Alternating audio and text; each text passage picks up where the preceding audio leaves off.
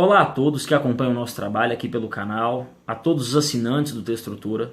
Aqui quem fala é o professor Jairo Beraldo e hoje nós falaremos rapidamente sobre projeto de texto. Como garantir um projeto de texto nota máxima no Enem? Como usar um projeto de texto que vai te ajudar a garantir o 1000 lá na sua redação. O esquema que a gente vai adotar, ele funciona especificamente para temas que trazem como um núcleo um problema e exigem uma proposta de intervenção, ou seja, os temas comumente cobrados pelo Enem. Na sua introdução, de cara, você vai trazer o tema à tona, por meio do seu repertório sociocultural, e você selecionará 2 núcleos de tese. Jairo, o que são núcleos de tese?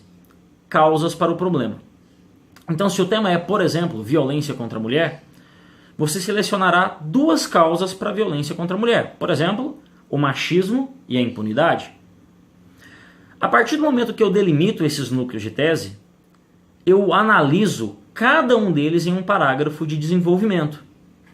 Então, por exemplo, se o meu núcleo de tese 1 foi o machismo, lá no meu D1 eu vou comprovar que esse machismo existe no Brasil e que ele leva à violência. Se o meu núcleo de tese 2 foi a impunidade, no meu D2 eu vou mostrar que existe impunidade no Brasil e que essa impunidade contribui para a violência contra a mulher. Na minha conclusão, consequentemente, eu terei 2 propostas de intervenção. A primeira proposta tentando solucionar a questão do machismo, a segunda proposta tentando solucionar a questão da impunidade. Então veja o nosso caminho. O que eu apresento no núcleo de tese 1, eu analiso no D1, resolvo na P1. O que eu apresento como núcleo de tese 2, eu analiso no D2 e soluciono na P2. Jairo, me prove que esse projeto é eficiente. Vamos lá. A gente vai dar uma olhada agora num texto nota 1000 do Enem 2017, cujo tema foram os desafios no processo educacional de surdos no Brasil.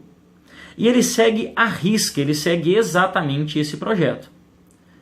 Vamos dar uma olhada nesse texto procurando núcleos de tese, D1, D2, P1, P2. Vamos lá. Na introdução nós temos o seguinte: a formação educacional de surdos representa um desafio para uma sociedade alienada e segregacionista como a brasileira. O desconhecimento da língua brasileira de sinais, Libras, e a visão inferiorizante que se tem dos surdos podem acabar por excluí-los de processos educacionais e culturais e mantê-los marginalizados em relação ao mundo atual. Portanto, esses desafios devem ser superados de imediato para que uma sociedade integrada seja alcançada. Observem, galera, que nessa introdução já me é apresentado o projeto de texto. Observem que nela eu percebo nitidamente os 2 núcleos de tese, que seriam o desconhecimento da língua brasileira de sinais, núcleo da tese 1, e a visão inferiorizante que se tem dos surdos, núcleo da tese 2. O projeto de texto já foi apresentado. Para ele ser bem executado, o D1 falará da necessidade da língua de sinais, o D2 falará da visão inferiorizante que se tem do surdo, e na conclusão, na proposta de intervenção, uma solução para cada um. Vamos lá? D1. Em primeiro lugar, a pouca abrangência da língua de sinais entre os mais diversos setores da sociedade faz dela um ambiente inóspito para os deficientes auditivos. Pesquisas corroboradas por universidades brasileiras e estrangeiras, como a Unicamp e a Universidade de Harvard, atentam para a importância da linguagem como principal porta para a convivência social, permitindo uma multiplicidade de interações interpessoais, como as de educação, cultura, trabalho e lazer. Assim, quando a sociedade se fecha à comunicação por sinais, justificada pela ignorância, aqueles que dependem dessa linguagem têm dificuldades de obter educação de qualidade e ficam muitas vezes à margem das demais interações sociais. Vejam que o D1, galera, falou exclusivamente da necessidade de se democratizar a língua de sinais como forma de inserção. Olha o D2. Além disso, a maioria das escolas brasileiras não incluem os surdos, assim como os demais portadores de necessidades especiais, em seus programas, estimulando a diferença e o preconceito. Por mais que a legislação brasileira garanta um ensino inclusivo, a maioria das escolas brasileiras não possui estrutura para atender aos deficientes auditivos, principalmente por conta da falta de profissionais qualificados. A pouca inclusão dos jovens deficientes e não deficientes valoriza a diferença entre eles, gerando discriminação e uma sociedade dividida.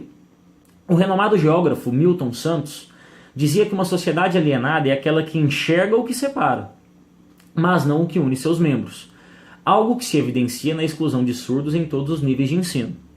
Notem que o D2, pessoal, fala exclusivamente dessa visão inferiorizante, dessa visão preconceituosa, segregacionista em relação ao surdo. Para fechar o projeto de texto, dá uma olhadinha na conclusão. Dessart, visando uma sociedade mais justa, é mister superar os desafios da educação de deficientes auditivos, para que os surdos se integrem aos diversos meios sociais, como o educacional. O MEC deve fazer uma reforma curricular que contemple o ensino de Libras como obrigatório em todas as escolas, através de consultas populares na internet para a determinação da carga horária. Observem, pessoal, que a primeira proposta tenta solucionar a questão da linguagem de sinais, a questão das Libras, ou seja, torná-la obrigatória nas escolas.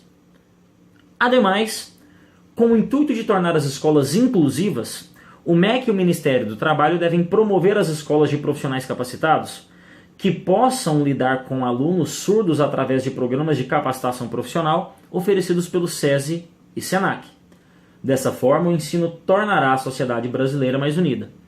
Notem que a segunda proposta tenta solucionar o problema da exclusão, da visão inferiorizante, do preconceito em relação ao surdo.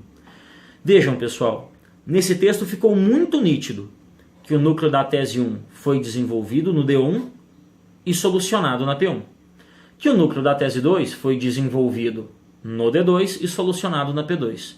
Observem que esse texto, além de ter uma excelente seleção argumentativa, o que já é mostrado de cara nos núcleos de tese, ele possui, galera, organização e principalmente ordenação. Vejam, núcleo da tese 1, D1, P1. Núcleo da tese 2, D2, P2. Ok? Galera, espero que tenham gostado desse vídeo, espero que tenham gostado dessa aula. Cliquem no gostei, compartilhem aí com seus amigos que estão nessa luta também em busca da nota 1000 no Enem. No mais, aguardem nossa próxima videoaula. Se interessar, acessem www.testrutura.com.br, assine um de nossos planos, assine um de nossos pacotes, para que nós possamos seguir nessa jornada rumo à nota 1000 e rumo à nossa aprovação. Que este seja o último Enem de sua vida. Um abraço, galera. Até mais.